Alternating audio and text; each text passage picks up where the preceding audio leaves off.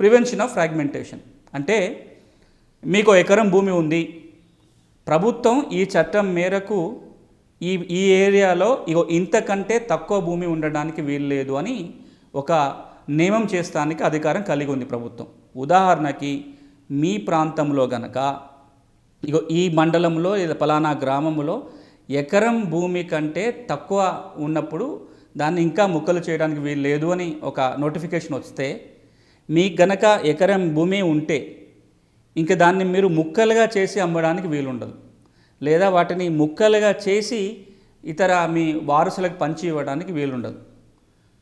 Suppose మీకున్న భూమి కనుక 4 ఎకరాలు అనుకుందాం, అక్కడ రెస్ట్రిక్షను 2 ఎకరాల కంటే తక్కువ ముక్కలు ఉండకూడదు, తక్కువ సైజు కమతాలు ఉండకూడదు అనే నియమం కనుక ఉన్నట్లయితే ఈ 4 ఎకరాలని మీరు 2 ముక్కలుగా 2 ఎకరాలుగా చేయగలుగుతారు. కానీ ఇంకా అంతకంటే చిన్న ముక్కలుగా చేసి అమ్మటం కానీ ఇంకెవరికన్నా బదలాయింపు చేయడానికి కానీ వీలు కాదు. ఇదే prevention of fragmentation of land holdings.